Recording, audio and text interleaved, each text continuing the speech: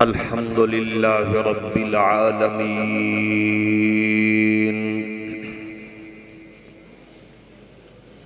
والصلاة والسلام علی اشرف الانبیاء والمرسلین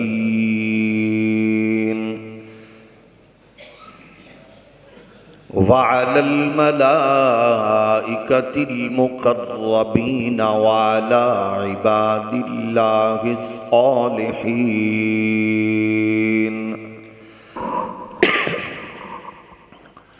أما بعد فأعوذ بالله من الشيطان الرجيم بسم الله الرحمن الرحيم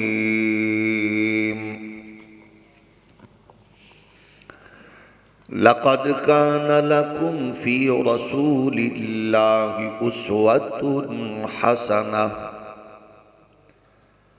قال الله تبارك وتعالى النبي أولى بالمؤمنين من أنفسهم وأزواجه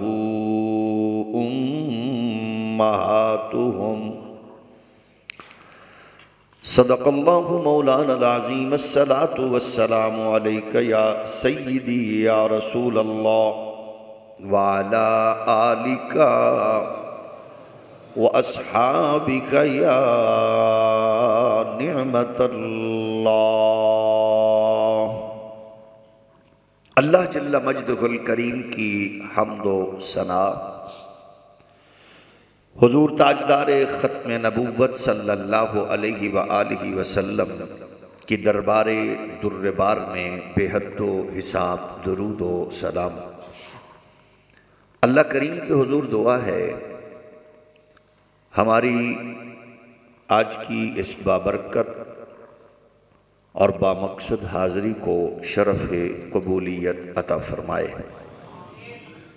اور ان بابرکت مقدس لمحات کو ہم سب کے لیے دین کی آگاہی، صراط مستقیم پر استقامت اور ہماری نئی نسلوں کو رب ذوالجلال شریعت مطہرہ کا نور نصیب فرمائے۔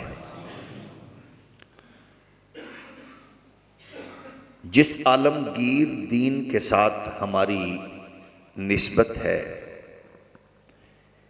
اس دین اسلام کا ہر پہلو اتنا حسین ہے کہ اگر آپ اس کو ایک جہت کو چھیڑیں، بیان کریں، پڑھیں تو آپ کی طبیعت نور علی نور ہو جاتی ہے۔ دین اسلام کے ہر پہلو کو حسین انداز میں اپنی نسلوں میں منتقل کرنا یہ ہم سب کی بنیادی ذمہ داری ہے۔ کریم آقا صلی اللہ علیہ وآلہ وسلم کے طیب و طاہر فرمان عالی شان کا نور یہ ہے کہ میری طرف سے پہنچا دو تمہارے پاس گرچہ ایک آیت ہی کیوں نہ ہو۔ تو ہر نشان کو نسلوں میں منتقل کرنا ضروری ہے۔ عصر حاضر کے جتنے مسائل ہمارے ارد گرد گھومتے ہیں یا جن میں ہم جکڑے جا چکے ہیں، ان ساری رسوم و رواج اور سارے معاملات سے چھٹکارا پانا نہ مشکل ہے نہ ناممکن ہے، بہت آسان ہے ہم سب کے لیے۔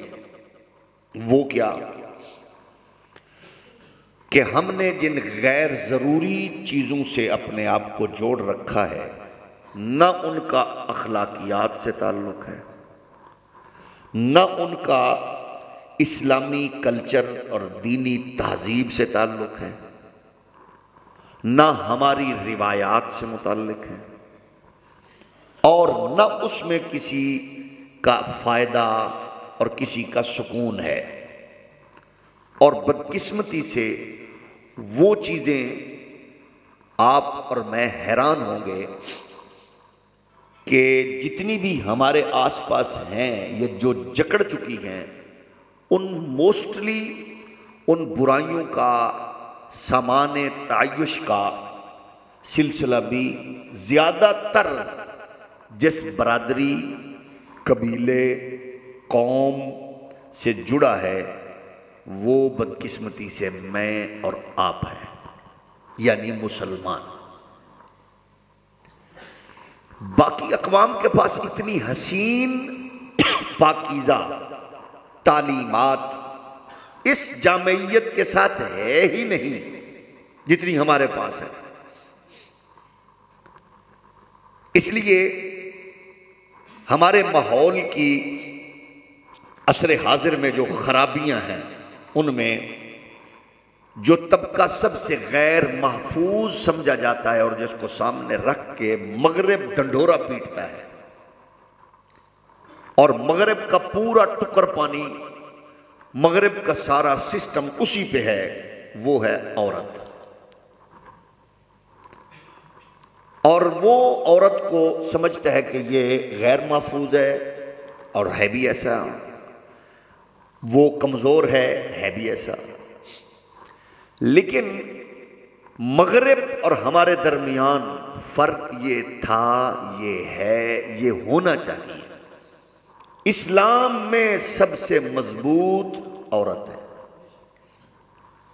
سب سے محفوظ، میں رشتوں کے اعتبار سے کہہ رہا ہوں، صنف کے اعتبار سے نہیں، یعنی سب سے محفوظ جو ہے وہ عورت ہے، اور عزت اور آبرو کے حوالے سے مقدم اور مقدس ہے باقی معاملات میں۔ لیکن جب وہ اس کو یہ احساس ہو کہ میں کس رشتے سے، کس سے جڑی ہوئی ہوں، ان رشتوں کا احساس کرے، تو پھر عورت غیر محفوظ نہ تھی، نہ ہے، نہ ہو سکتی ہے۔ یہ کس کی ذمہ داری ہے؟ ہم سب کی۔ ہمارے لیے سب سے بہترین چیز کیا ہے؟ اسوہ مصطفیٰ صلی اللہ علیہ وآلہ وسلم۔ جن رسوم و رواج سے ہم جکڑے جا چکے ہیں، ان کا دور تک کا بھی ہم سے کوئی واسطہ تعلق نہیں ہے۔ تو گویا اس کے لیے ہمیں اپنے سامنے ان لوگوں کو رکھنا ہے جن لوگوں کی استقامت اور جن لوگوں کی غیرت، حمیت، خیر و برکت نے 1400 سال سے زائد عرصہ ہو گیا، ان کے انوار و تجلیات کا تسلسل امت مصطفی کو خوشبوئیں فراہم کر رہا ہے۔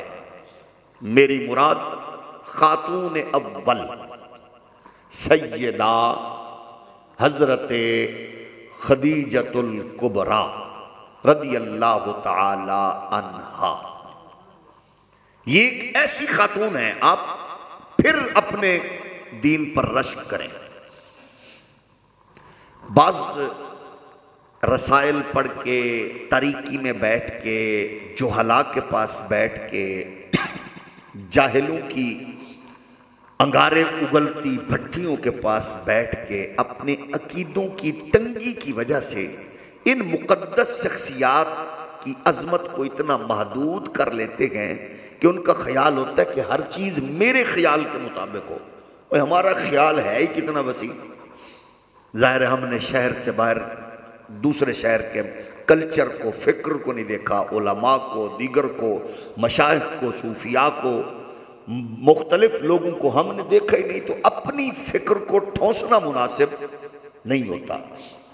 تو عرض یہ ہے، آپ کا اور میرا خوش بختی کا پہلو یہ ہے کہ آپ حضور کے تربیت یافتہ، دوسرے لفظوں میں زیر سایہ رہنے والے، رہنے والی کسی بھی شخصیت کو سامنے رکھیں تعصب کی پٹی اتار کے، تو آپ کو یہ حسن و جمال نظر آئے گا کہ ایک شخصیت جس کو آپ ڈسکس کر رہے ہیں اس میں آپ کو اسلام کے جمیع حسین پہلو ایسے خوبصورت خوشبو بکھیرتے نظر آئیں گے، آپ کے مشام جاں معطر ہو جائیں گے، اور آپ یہ کہنے پر مجبور ہو جائیں گے جب حضور کی تربیت کا یہ کمال ہے تو حضور کی ذات مطہرہ کا عالم کیا ہوگا۔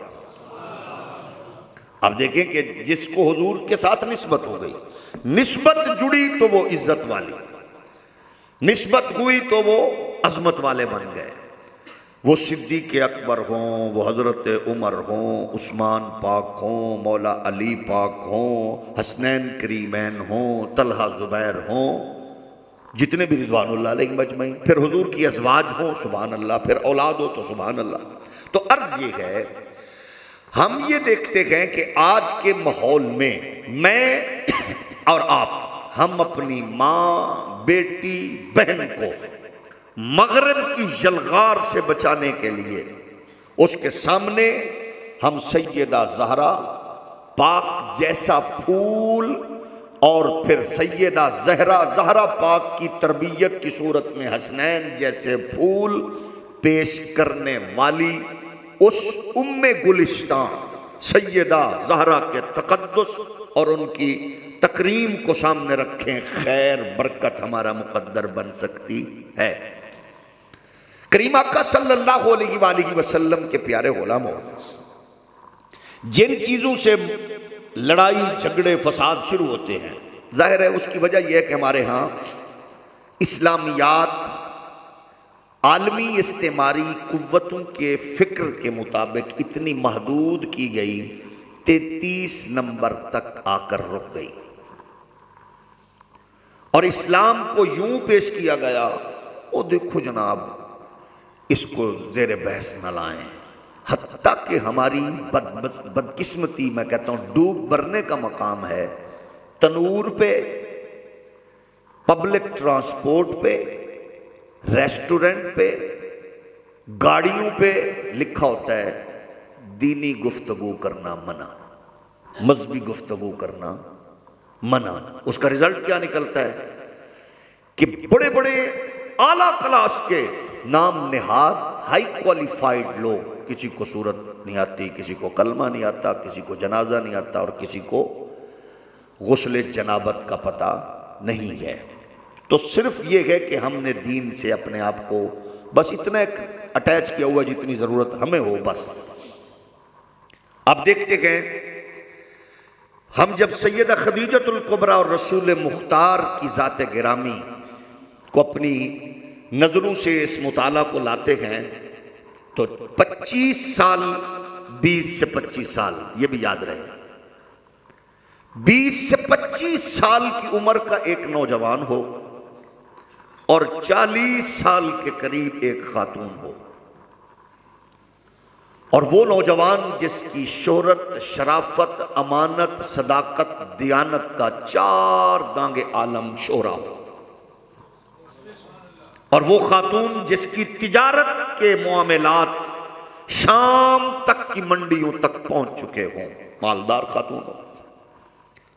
وہ خاتون جناب ابو طالب فرمائیں حالات کے پیش نظر کسی تجارت کی بات چلے تو حضور اپنے چچا کی مشاورت سے تجارت کا آغاز کریں، اور تجارت کے لیے جس خوش نصیب خاتون کی دولت مال کی تجارت کرنے کا حضور آغاز کر رہے ہیں وہ سیدہ خدیجۃ الکبریٰ ہیں رضی اللہ تعالی عنہا۔ اب ظاہر گئے، پھر دیکھیے کہ اسلام کا تصور، یعنی مالدار خاتون کو اپنی بزنس تجارت کے لیے اچھے بندوں کی ضرورت ہے۔ جب مالدار کی خواہش اچھی ہو، اس کے ساتھ چلنے والوں کی نیت درست ہو، کاروبار بیٹھا نہیں کرتے، کاروبار وسیع ہوا کرتے ہیں۔ جب مالک خون چوسے اور مزدور ٹائم چور ہو تو پھر برکتیں اڑ جایا کرتی ہیں۔ برکت یہ نہیں ہے کہ میں 2 لاکھ 5 لاکھ 20 لاکھ کما رہا ہوں، برکت یہ ہے کہ میں اس تھوڑے رزق پر مطمئن کتنا ہوں۔ سکون کی نیند ہے تو سمجھ لو اللہ کا شکر ہے۔ تو حضور کی شہرت اس حوالے سے پہنچی، حضور نے کام شروع کیا، تجارت کی غرض سے گئے، واپسی پر جو آ کر سب سے پہلے بات کی، اسلام کا حسن دیکھیے۔ اسلام کہتا ہے فوراً رائے نہ جڑ دیں، وہ تو بندہ مجھے اچھا نہیں لگتا، وہ تو بندہ ٹھیک ہی نہیں ہے، ایسے نہیں۔ اسلام کہتا ہے لین دین کیا، رفاقت کی، سفر کیا، ان چیزوں کو سامنے رکھنا۔ اسلام رائے کے معاملے میں بہت حساس ہے، اور دنیا میں اندھی رائے بلکہ فیس بک کی مفتی اور فیس بک کی دانشور ماشاءاللہ سب سے زیادہ ہمارے ملک میں پائے جاتے ہیں۔ جس کو مسئلے کی میم کا بھی نہ پتہ ہو، وہ بھی یوں ماشاءاللہ فلسفہ بکھیر رہا ہوتا ہے کہ الامان والحفیظ۔ تو عرض یہ ہے اس تصور کو، اب جب واپس آئے تو خدیجۃ الکبریٰ نے رپورٹ لی۔ ایک تو انہوں نے مشاہدہ کیا، مشاہدہ بڑا خوبصورت تھا۔ وہ اپنی بالکونی میں تشریف فرما ہے اور تجارت کے قافلوں کی واپسیاں شروع ہو چکی ہیں۔ تو انہوں نے دیکھا کہ ایک خوبرو جوان ہے، وہ جب چل رہے ہیں تو آسمان کا بادل ان کے سر کے قریب سایہ کرتے ہوئے چلتا ہے۔ وہ رکتے ہیں تو بادل رک جاتا ہے، وہ کہیں کھڑے ہوتے ہیں خشک درخت کے نیچے ٹھہرتے ہیں تو فوراً درخت ہرا بھرا، شاخیں ہری ہو جاتی ہیں۔ یہ مشاہدہ تو انہوں نے خود کیا۔ اگلی بات انہوں نے بلایا میسرہ کو، بتاؤ کیا رپورٹ رہی؟ انہوں نے کیا بی بی جی کی دساں تے کیڑی گل دساں، اتنا کمال۔ اس نے کہا جی کیا مطلب؟ بی بی جی منڈی میں سارے 2 نمبری کر رہے تھے اور پیارے محمد تو ایسے بولتے تھے، تجارت تو بعد کی بات ہے، لوگ ان کی باتوں کو سننے کے لیے ہاتھ باندھے کھڑے ہوتے تھے، ایسی حسین باتیں۔ پھر سارے اوپر نیچے مال کر کے بیچ رہے ہوتے، حضور سب کو ایسے بتا رہے تھے محمد صلی اللہ علیہ وسلم تو مال کے معاملے میں آپ نے بالکل ایک ہی بات کی، یہ ہے، یہ وہ ہے، یہ فلاں ہے، یہ ایسا ہے ویسا ہے۔ اس نے کہا پھر؟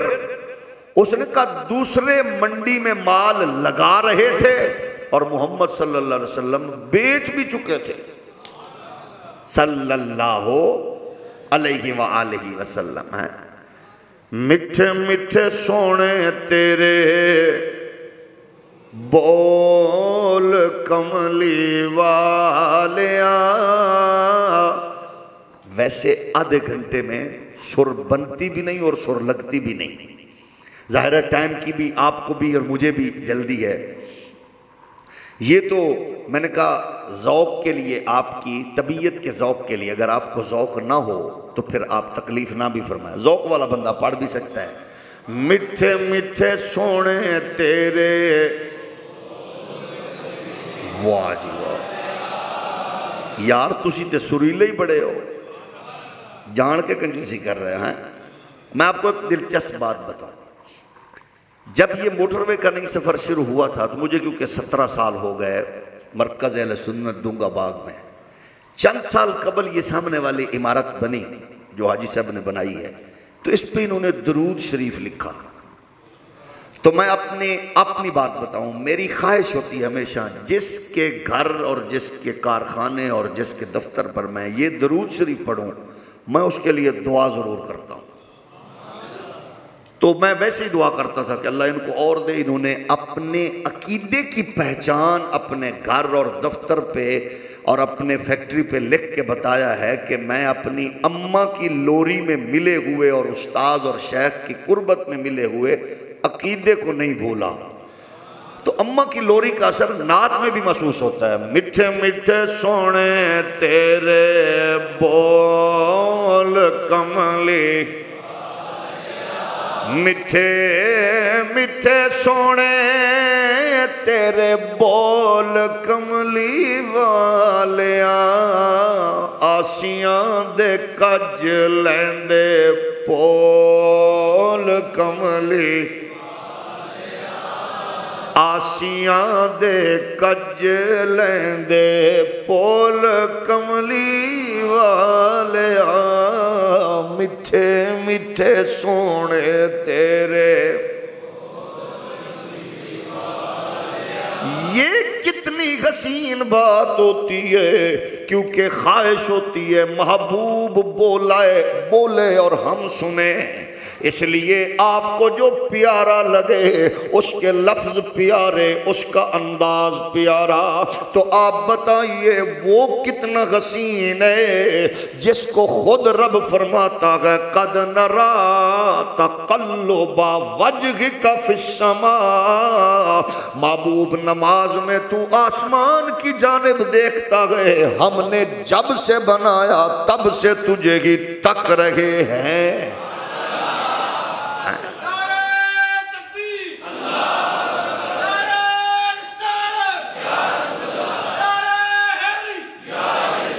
اور سرائکی کے خواجہ محمد یار کہتے ہیں تیدا مکھڑا ڈیٹھے میٹھا مدنی موہن، سک لاندی نہیں دل رجدی نہیں. تیدا مکھڑا ڈیٹھے میٹھا مدنی موہن، سک لاندی نہیں دل رجدی نہیں. ایک خاص قدیمی بردی ہے، اے نوکر تیرے دردی ہے. ایک خاص قدیمی بردی ہے، اے نوکر تیرے دردی ہے. ایک خاص پرانی اجدی نہیں، دل ہلکا بکوشے بھجدی نہیں. کون کون سی بات بتاؤں، جہاں ٹکے چلتے تو جلوس بنتا، بیٹھ جاتے تو جلسہ ہوتا. سچائی باتوں میں لفظوں میں پاکیزگی و طہارت، نشست میں بلندی، ہجوم میں ہوتے اونچے لگتے، بات کرتے اعلیٰ لگتے، ڈن کرتے تو پہاڑ کی استقامت بھی قدموں کو چھونے آتی. سفر میں چلتے تو پہاڑ یوں لگتا جیسے ہر ہر پتھر حضور پر درود و سلام کے نغموں کی تسبیح شروع کر چکا ہے. اب سچ بتائیے، بات ہو محبوب کی سننے والا بھی، پھر دل میں بات اترتی گئی. خدیجہ سن رہی ہے، کہتی ہے چھوڑ تجارت کو، پھر بتا وہ چلتے کیسے ہیں. کہا بات کیا بتاؤں، زمین پہ پاؤں بعد میں رکھیں، زمین جھولی پہلے پھیلائے. لوگ ایسے جناب والا مستوں کے باتیں سنیں، کون کون سی بات بتاؤں، مجھے تو سمجھ نہیں آتی. وہ تجارت کی باتیں تھیں یا تبلیغ کا ماحول تھا. میٹھے میٹھے سونے تیرے اے بول کملی والیا، آسیاں دے کج لیندا. صرف معزز بندہ پڑھے، صرف معزز بندہ. آسیاں دے کج لیندا. اسی لیے میرے نبی کے غلاموں، تاجر بنو، بزنس مین بنو، بیروکریٹ بنو، ہر ایک شعبہ رکھو، لفظوں کی مٹھاس بتائے کہ اس کی اماں کی تربیت کا اثر ہے، دین کا نور ہے، ابے کی حلال کمائی کا تصور موجود ہے. دنیا ہمیں یرغمال کر چکی. وہ کہتے ہیں یہ کون سی قوم ہے، لیکن اب چلیے جب بات ہوئی حضور کے حسن کی، جمال کی، جود کی، نوال کی، پھر خدیجۃ الکبریٰ نے اپنی سہیلی کے تھرو پیغام نکاح بھجوایا، اور حضرت رسول مختار صلی اللہ علیہ وسلم کی بات چیت ہوئی تو فرمایا، جب چلنے لگی بات، چچا ابو طالب جی کون کون رشتے کی بات کرنے جائے گا؟ فلاں فلاں جائیں گے۔ حضور نے فرمایا باقی تواڈے ولوں میرا یار ابو بکر میرے ولوں تے سبحان اللہ تواڈے ولوں ابو بکر میری طرف سے جائیں گے۔ مومنوں کی ماں کا انتخاب کرنے کے لیے خاتون اول کے لیے جس کو ساتھ لے جایا گیا یہ خلیفہ اول تھا۔ حضرت ابو بکر پہنچے، بات چیت ہوئی، ہمارے ہاں بھی ہوتا ہے، ایک ہی کردہ ہے دلہا میاں پوچھتے ہیں نا بچیوں والے، ہمارے یہ ذری بات فطرت ہے، کیا کرتے ہیں؟ میرا وجدان کہتا ہے جناب ابو طالب نے فرمایا ہوگا تجارت دا تینوں بھی پتہ ہے، بزنس تے کم دا توانوں بھی پتہ ہے، لیکن باقی گلاں او دا یار نال جے او دے کل پوچھ لو۔ تو میرے ابو بکر نے کیا کہا ہوگا، کیڑی کیڑی گل دساں، بولے تے دل کرے سنی جائیے۔ وہ چلے تو دیکھیں، وہ اٹھے تو نشستہ لا۔ اب دیکھیے یہ پہلا سلسلہ آغاز ہوا، جب بات چیت ہوئی یہ خاتون اول بن کے مصطفیٰ کے عقد میں آئی، 20 سے 25 سال عمر۔ پھر سن لیں کیونکہ بعض بہت شدت پسندانہ فکر کے حامل کہتے ہیں 40 سال 25 میں شادی، اتنی عمر، پھر بچی جوان کیسے، پھر نکاح کیسے، پھر 4 بیٹیاں کیسے؟ ہم نے کہا عقل کے مارے جس تاریخ میں 25 سال کا نکاح ثابت ہے اسی میں 20 سال کا بھی ثابت ہے۔ پھر حضور نے جب رسول کائنات صلی اللہ علیہ وسلم کا عقد مبارک ہو گیا، اب پھر سنیے جتنی بھی ازواج ہیں کائنات کی کوئی عورت ان کا مقابلہ نہیں، ان جیسی نہیں، کن جیسی؟ ہائے ہائے، نبی کے بستر پر آنے والی خاتون جیسی کائنات میں کوئی نہیں۔ اگر آپ ہمتن گوش ہیں اور یقیناً گئے تو پھر آپ سے مسئلہ دریافت کروں کہ جس کا بستر اور کائنات کی عورتوں سے کسی عورت کو ممتاز کر دے تو بستر والا کتنا اونچا ہوگا۔ پھر اسی لیے تو میرا بابا احمد رضا کہتا ہے سب سے اولا والا، سب سے بالا والا، خلق سے اولیاء، اولیاء سے رسول اور رسولوں سے اعلیٰ۔ وہ رسول مختار جس کی صحبت و قربت ممتاز کر دے، اسی لیے یہ ڈھڈورا پیٹنے وہ سارے برابر ہیں، سارے برابر ہیں۔ ہم نے کہا ذرا سوچ، تو باپ کے برابر نہیں، بیٹی ماں کے برابر نہیں، نوکر مالک کے برابر نہیں، یہ تصور آگے لے جا۔ 7 دن جمعہ کے برابر نہیں، 11 مہینے رمضان کے برابر نہیں، 29 راتیں لیلۃ القدر کے برابر نہیں، اور توریت انجیل زبور سارے صحائف قرآن کے برابر نہیں ہو۔ اللہ کے بندے کتنی بد نصیب ہے وہ ماں جس نے تجھے لوری دیتے ہوئے کہا کہ تو نبی ایک جیسے ہیں، اور کتنی خوش نصیب ہے وہ اماں جس نے کہا گئے وہ اور گئے، ہم اور گئے۔ اسی لیے تو میرا بابا احمد رضا کہتا ہے سب سے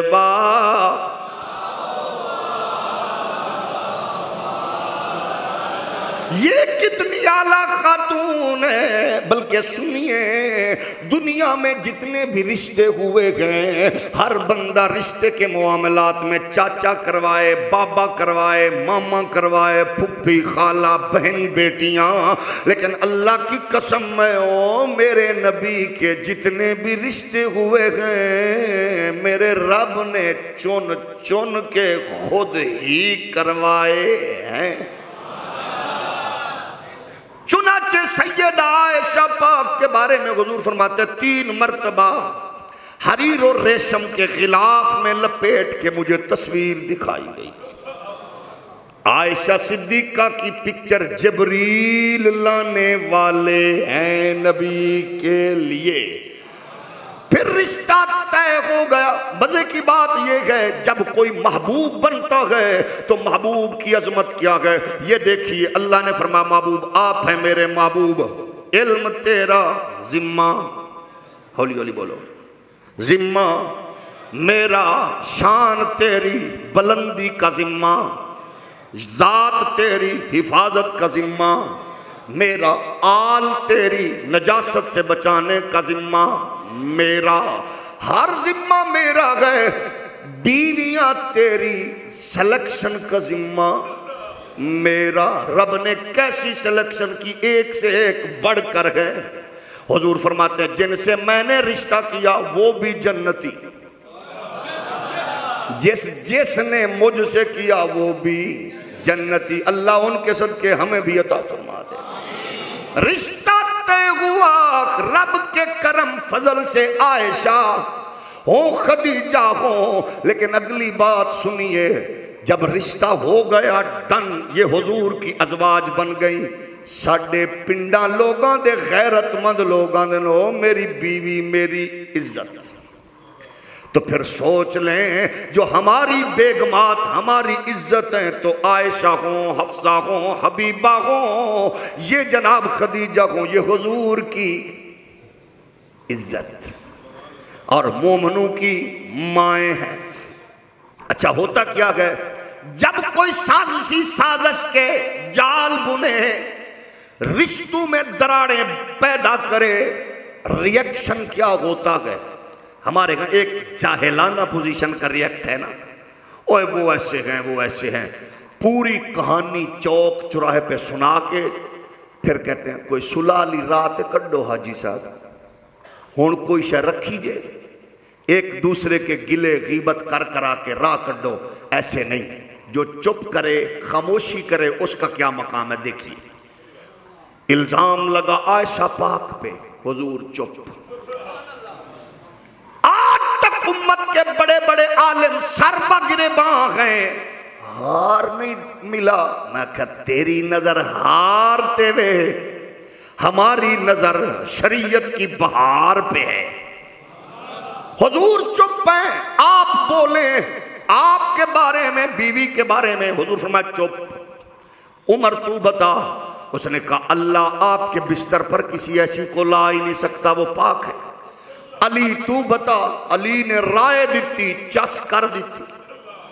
علی فرماتے ہیں ایک بار آپ کی نالین پہ اور آپ کے چادر مبارک پہ گرد کا نشان لگا تھا.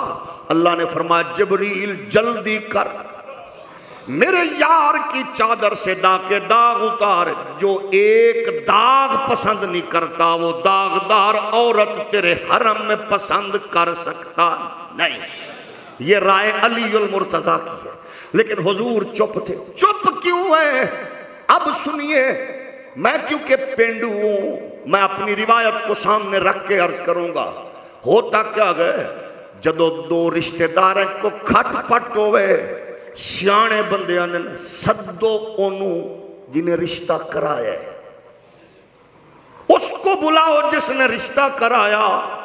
سیانہ بندہ وہ ہوتا ہے, لفظ ایک دوسرے پر لفظوں کی گولہ باری کی بجائے کہتے ہیں اس کو بلاؤ. حضور چپ ہیں. آقا چپ کیوں ہے؟ فرمایا جنہیں رشتہ کرایا ہے او جانے تے عائشہ دی طہارت جانے. حضور چپ رہے. حضور کہتے تو سخت بین متشدد محقق کہتا بیوی تھی رائے دے دی ضعیف روایت کمزور روایت حضور چپ رہے اللہ نے 18 آیتیں نازل کر کے بتا دیا رشتہ بھی میں کرائے تے عائشہ دی طہارت دی گواہی بھی میں ہی دیتی